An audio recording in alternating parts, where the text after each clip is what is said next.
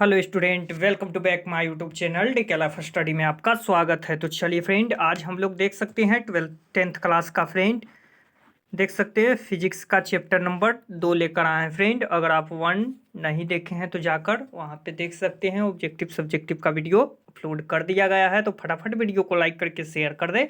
और हमारे चैनल पर पहली बार विजिट कर रहे हैं तो चैनल को सब्सक्राइब करके बेल आइकन प्रेस करना ना भूले। तो चलिए देख सकते हैं चैप्टर नंबर 2 का सब्जेक्टिव लेकर आए हैं फ्रेंड। तो चलिए वीडियो को लाइक करके शेयर कर दे, और हमारे चैनल पर पहली बार विजिट कर रहे हैं तो चैनल को सब्सक्राइब जरूर कर दे। तो चलिए देख सकते हैं कि प्रकाश का अपवर्तन किसे कहते हैं। तो प्रकाश का अपवर्तन किसे कहते हैं, तो चलिए किस तरह से लिखना है फ्रेंड। देख सकते हैं कि प्रकाश की किरण को एक पारदर्शी माध्यम से दूसरे पारदर्शी माध्यम में जाने पर दिशा परिवर्तन की क्रिया को प्रकाश के अपवर्तन कहते हैं। देख सकते हैं किस तरह से एकदम सिंपल आप लोगों के लिए परिभाषा लेकर आए हैं फ्रेंड। प्रकाश की किरणों को एक पारदर्शी माध्यम से दूसरे पारदर्शी माध्यम में जाने पर अर्थात दिशा परिवर्तन करने के प्रकाश के अपवर्तन कहते हैं। तो चलिए वीडियो में बने रहे फ्रेंड, लाइक करें, शेयर करें, और हमारे चैनल पर पहली बार विजिट कर रहे हैं तो चैनल को सब्सक्राइब जरूर करें। तो चलिए, प्रकाश की चाल निवर्तित में क्या होती है, देख सकते हैं। निवृत्ति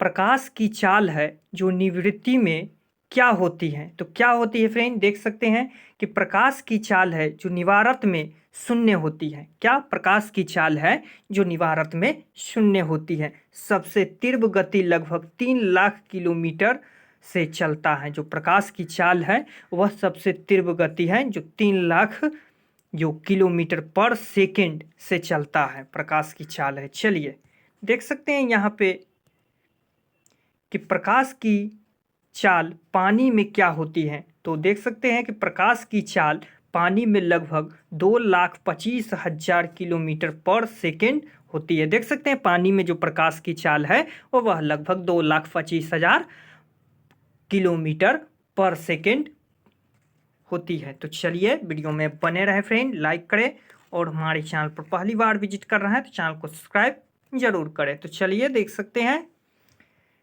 कि प्रकाश की चाल कांच में क्या होती है। तो प्रकाश की चाल है जो कांच में होती है। देख सकते हैं कि प्रकाश की चाल कांच में 2 लाख किलोमीटर पर सेकेंड होती है।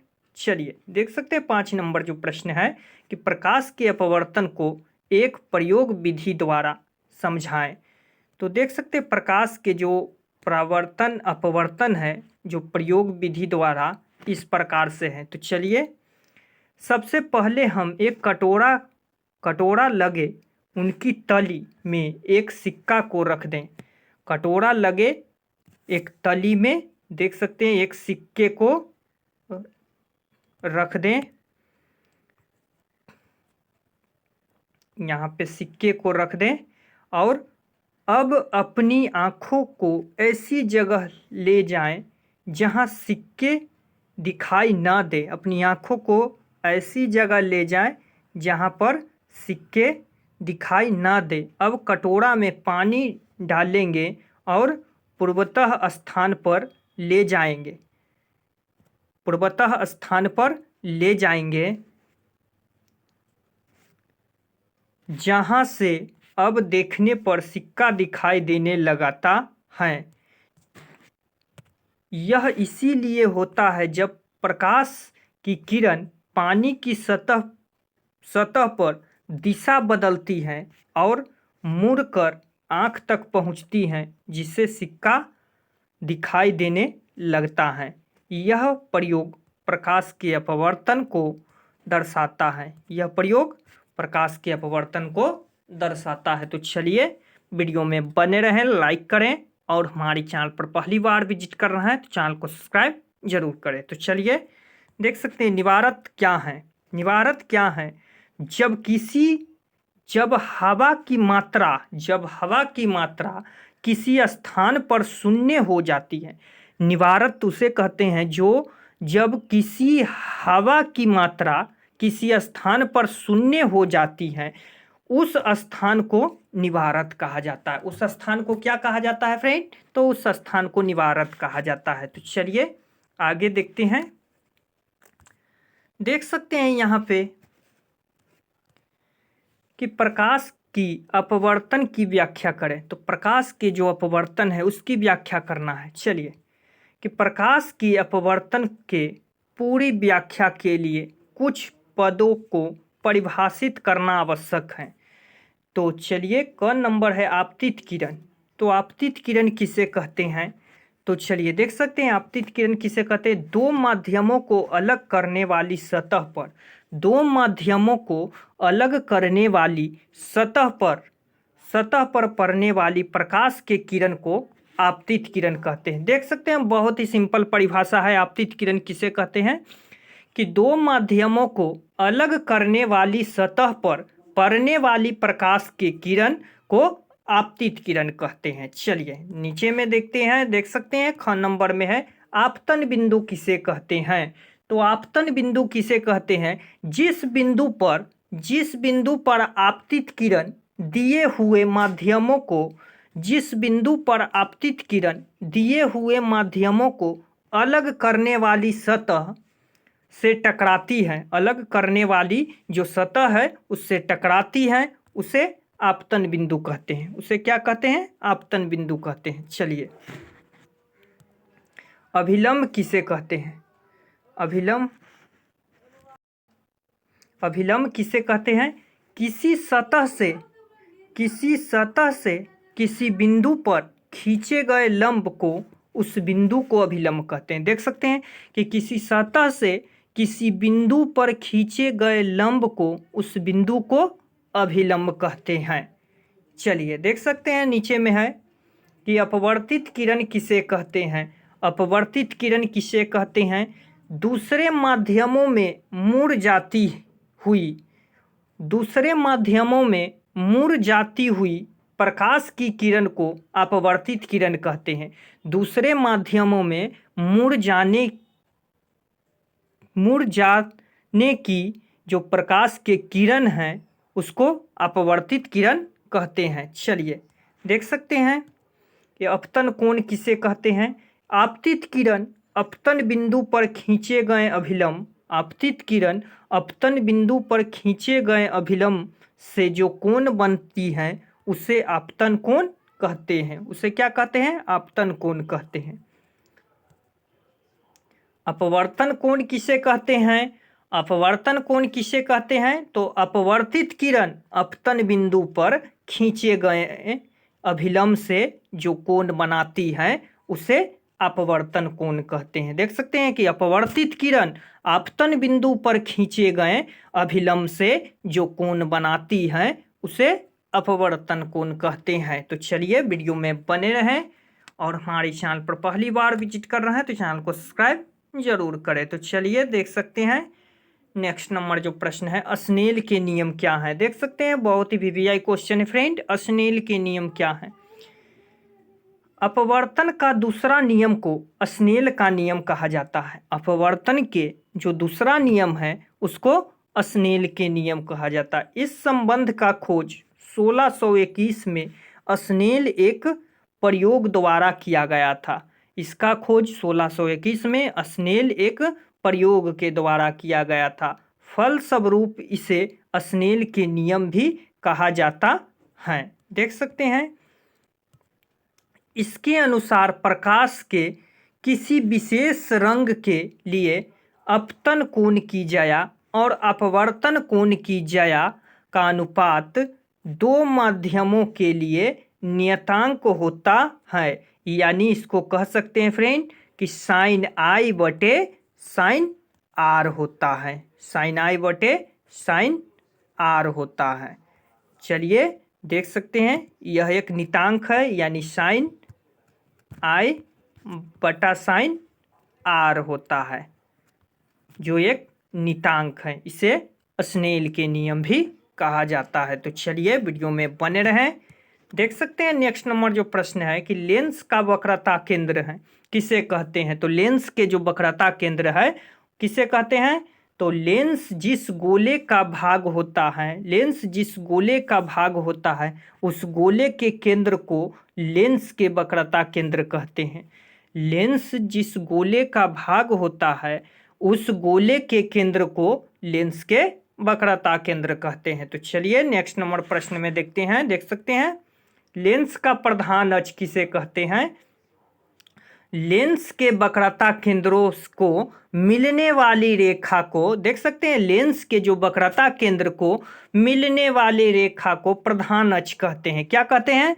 लेंस के जो वक्रता केंद्र को मिलने वाली रेखा को प्रधान अक्ष कहते हैं। चलिए देख सकते हैं लेंस का फोकस किसे कहते हैं? लेंस का फोकस किसे कहते हैं? लेंस के प्रधान अक्ष के समानांतर आ रही है, देख सकते हैं लेंस के जो प्रधान अक्ष के समानांतर आ रही प्रकाश के किरण लेंस के अपवर्तन होने के बाद, लेंस के जो अपवर्तन होने के बाद प्रधान अक्ष के जिस बिंदु पर मिलती है, प्रधान अक्ष के जिस बिंदु पर मिलती है उसे लेंस के मुख्य फोकस कहते हैं। क्या कहते हैं? उसे लेंस के मुख्य फोकस कहते हैं। तो चलिए देख सकते हैं यहाँ पे नेक्स्ट नंबर जो है कि लेंस के दो फोकस होते हैं। लेंस में कितने फोकस होते हैं? तो लेंस में मुख्य दो फोकस होते हैं। उत्तल लेंस का फोकस वास्तविक होता है। उत्तल लेंस का फोकस कैसा होता है?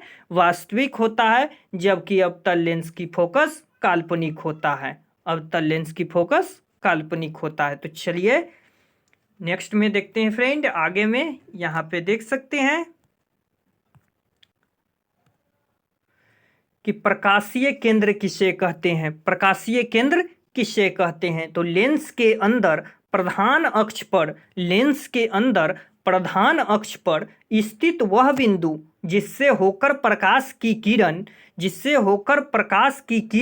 लेंस के प्रथम पृष्ठ के अपवर्तन के बाद दूसरे पृष्ठ से निर्गत हो जाती है। देख सकते हैं कि लेंस के अंदर प्रधान अक्ष पर स्थित वह बिंदु जिससे होकर प्रकाश की किरण लेंस के प्रथम पृष्ठ के अपवर्तन के बाद दूसरे अपवर्तन से निर्गत हो जाती है उसे प्रकाशीय केंद्र कहते हैं। देख सकते हैं कि उसे प्रकाशीय केंद्र कहते हैं। तो चलिए देख सकते हैं नेक्स्ट नंबर जो प्रश्न है कि लेंस और फोकसांतर या फोकस दूरी किसे कहते हैं? लेंस या फोकसांतर या फोकस दूरी किसे कहते हैं? तो देख सकते हैं कि लेंस के जो प्रकाशित केंद्र हैं, लेंस के प्रकाशित केंद्र और मुख्य फोकस के बीच की दूरी को फोकसांतर या फोकस कहा जाता है। इसे एफ से सूचित किया जाता है। फोकस को एफ से सूचित किया जाता है। उत्तल लेंस की फोकस दूरी धनात्मक होता है, जबकि अवतल लेंस की फोकस दूरी ऋणात्मक होता है। देख सकते हैं कि उत्तल लेंस की जो फोकस दूरी वह धनात्मक यानी प्लस होता है और अवतल लेंस की फोकस दूरी ऋणात्मक यानी माइनस होता है। तो चलिए देख सकते हैं इस तरह से परिभाषा देना है लेंस और फोकसांतर के फोकस दूरी की। तो चलिए वीडियो को लाइक करके शेयर कर दें। तो चलिए आगे में देखते हैं। देख सकते हैं यहाँ पे जो 14 नंबर प्रश्न है कि लेंस का द्वारक किसे कहते हैं? लेंस का द्वारक किसे कहते हैं? तो लेंस के वृत्तीय परिधि के व्यास, लेंस के जो वृत्तीय परिधि के व्यास को लेंस का द्वारक कहते हैं। लेंस के जो वृत्तीय परिधि के व्यास को लेंस का द्वारक कहते हैं। चलिए देख सकते हैं नेक्स्ट नंबर जो प्रश्न है कि प्रिज्म किसे कहते हैं? कांच के बनी त्रिभुजाकार आकृति को, देख सकते हैं कांच के बनी त्रिभुजाकार आकृति को प्रिज्म कहते हैं। बहुत ही सिंपल परिभाषा है फ्रेंड कि कांच से बनी त्रिभुजाकार आकृति को प्रिज्म कहते हैं। चलिए नेक्स्ट नंबर देख सकते हैं कि ताल या लेंस किसे कहते हैं? दो निश्चित आकार वाले ज्यामितीयों सतह से घिरे पारदर्शी माध्य को लेंस या, देख सकते हैं लेंस या ताल कहते हैं। लेंस या ताल कहते हैं। तो चलिए वीडियो में बने रहें फ्रेंड। देख सकते हैं नेक्स्ट नंबर जो प्रश्न है, गोलीय लेंस किसे कहते हैं? गोलीय लेंस किसे कहते हैं? तो गोलीय सतह से घिरा लेंस को गोलीय लेंस कहते हैं। गोलीय सतह से घिरा लेंस को गोलीय लेंस कहते हैं। बेलनाकार लेंस किसे कहते हैं? तो बेलनाकार सतह से घिरा लेंस को बेलनाकार लेंस कहते हैं। देख सकते हैं बहुत ही सिंपल परिभाषा है कि बेलनाकार सतह से घिरे लेंस को बेलनाकार लेंस कहते हैं। चलिए 19 नंबर में देख सकते हैं कि गोलीय लेंस कितने प्रकार के होते हैं? तो गोलीय लेंस 2 प्रकार के होते हैं। पहला उत्तल लेंस। तो उत्तल लेंस किसे कहते हैं? तो देख सकते हैं यहाँ पे उत्तल लेंस ऐसे लेंस जिसके किनारे का भाग पतला तथा बीच का भाग मोटा हो। उत्तल लेंस ऐसे लेंस जिसके किनारे पर का भाग पतला और बीच का भाग मोटा हो, उसे उत्तल लेंस कहते हैं। क्या कहते हैं? उसे उत्तल लेंस कहते हैं। इस लेंस को अभिसारी लेंस भी कहते हैं। इस लेंस को अभिसारी लेंस भी कहते हैं। चलिए अवतल लेंस।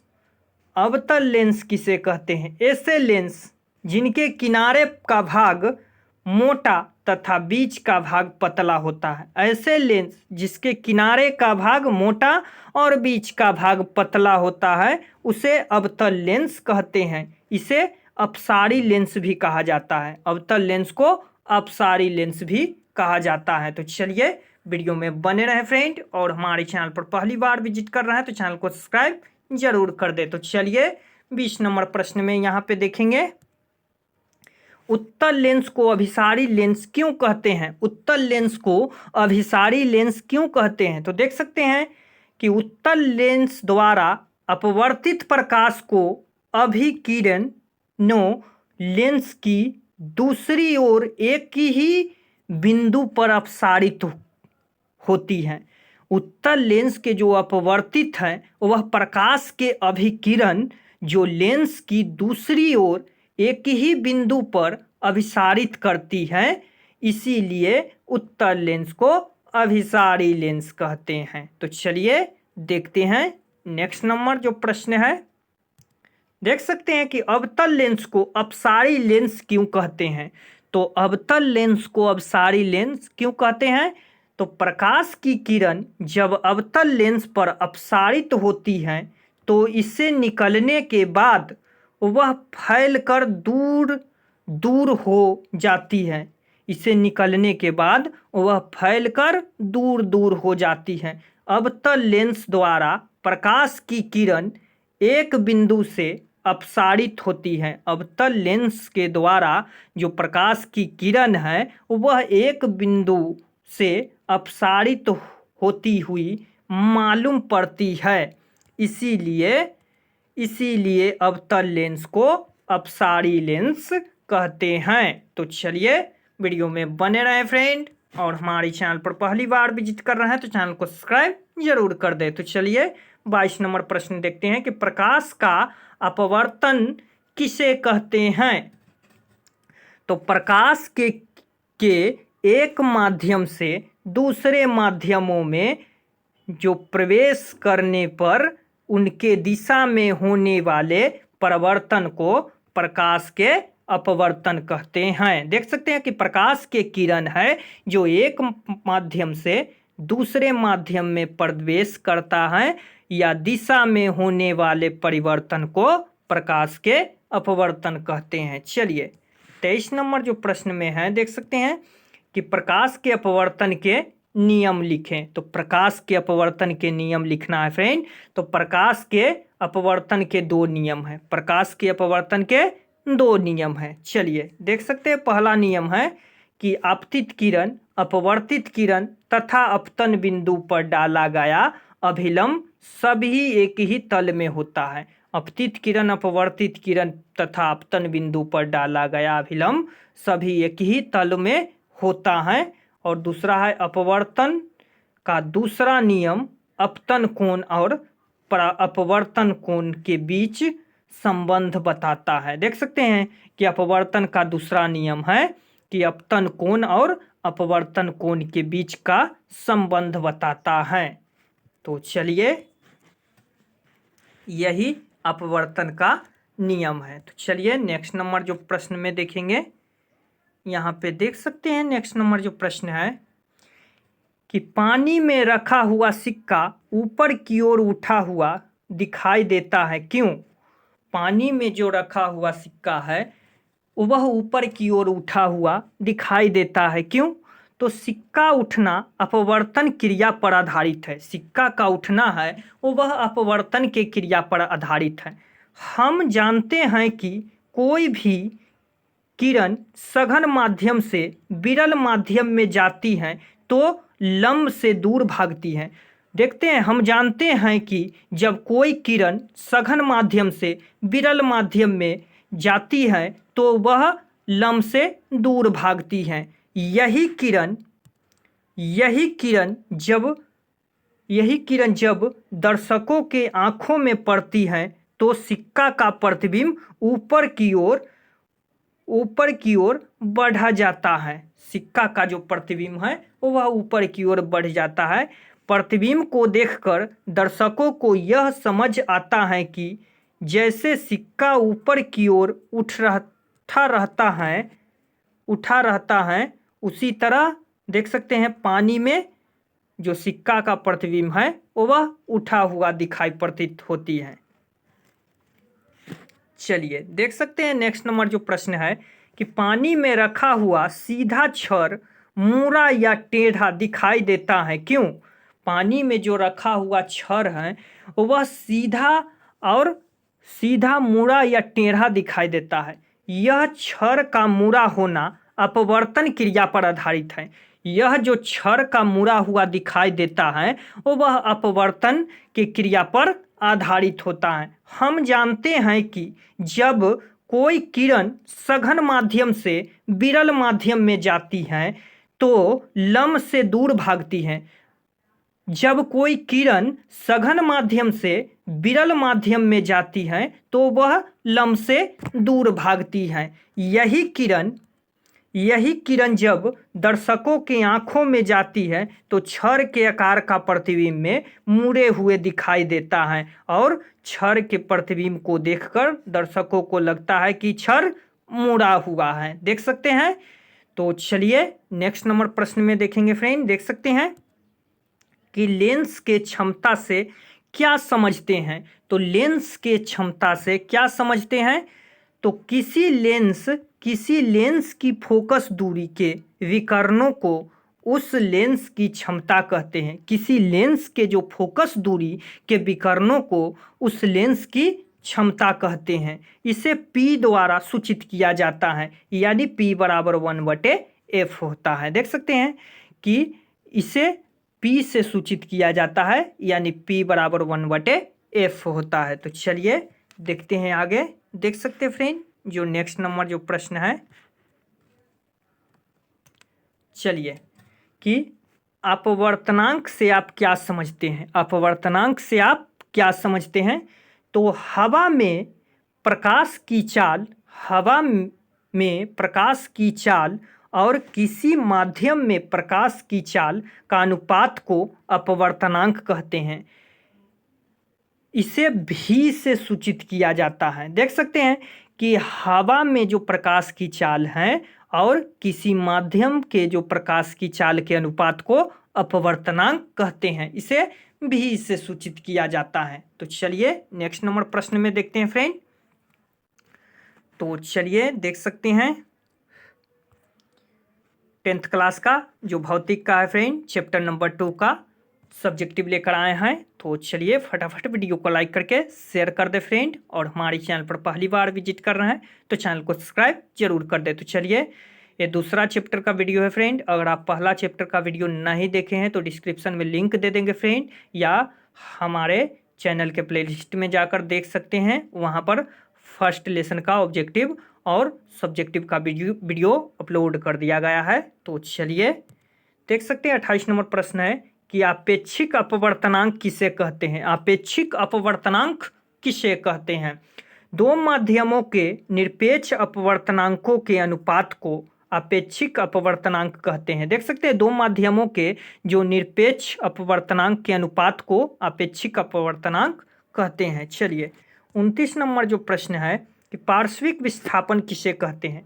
कांच स्लेब से निकलने वाली निर्गत किरण तथा अपवर्तित किरण के मूल पथ के बीच की दूरी को पार्श्विक विस्थापन कहते हैं। देख सकते हैं कि कांच स्लेब से निकलने वाली जो निर्गत किरण तथा आपतित किरण के जो मूल पथ के बीच के जो दूरी को पार्श्विक विस्थापन कहते हैं। चलिए नेक्स्ट नंबर जो प्रश्न है कि उत्तल लेंस तथा अवतल लेंस में क्या अंतर है? उत्तल लेंस और तथा अवतल लेंस में क्या अंतर है? उत्तल लेंस एवं अवतल लेंस में निम्नलिखित प्रकार के अंतर हैं जो इस प्रकार हैं। चलिए पहले उत्तल लेंस को देख लेते हैं। तो देख सकते हैं उत्तल लेंस पहला में है कि उत्तल लेंस में किनारे पर पतला लेकिन बीच में मोटा होता है। देख सकते हैं अंतर बता रहे हैं फ्रेंड, बहुत ही जरूरी और वीवीआई क्वेश्चन है। तो चलिए आप लोग ध्यान से समझिए कि उत्तल लेंस में जो किनारे पर पतला लेकिन बीच में मोटा होता है, और दूसरा है कि उत्तल लेंस का फोकस वास्तविक होता है। उत्तल लेंस का जो फोकस होता है वह वास्तविक होता है, और उत्तल लेंस को अभिसारी लेंस भी कहते हैं। और चौथा है उत्तल लेंस की फोकस दूरी धनात्मक होती है। उत्तल लेंस की फोकस दूरी धनात्मक होती है।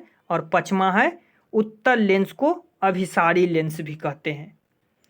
तो चलिए वीडियो को लाइक करके शेयर कर दे फ्रेंड, और हमारे चैनल पर पहली बार विजिट कर रहे हैं तो चैनल को सब्सक्राइब जरूर करें। तो चलिए अवतल लेंस, उत्तल के बाद अब अवतल लेंस में कुछ अंतर बता रहे हैं कि अवतल लेंस में किनारे पर मोटा, अवतल लेंस में किनारे पर मोटा लेकिन बीच में पतला होता है। अवतल लेंस के फोकस काल्पनिक होता है। अवतल लेंस की जो फोकस होता है वह काल्पनिक होता है। और अवतल लेंस को अपसारी लेंस भी कहते हैं। अवतल लेंस को अपसारी लेंस भी कहते हैं।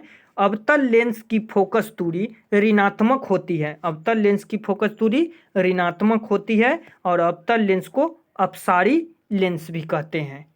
तो चलिए यही 5 अंतर है फ्रेंड उत्तल लेंस और अवतल लेंस में। चलिए नेक्स्ट है दर्पण सूत्र किसे कहते हैं? वह सूत्र जो दर्पण की वस्तु यानी भी प्रतिबिंब, और यहाँ पर यू होगा फ्रेंड, वस्तु की दूरी जो यू होता है और प्रतिबिंब की दूरी जो भी होता है तथा फोकस दूरी एफ के बीच के संबंध को दर्शाता है, उसे दर्पण सूत्र कहते हैं।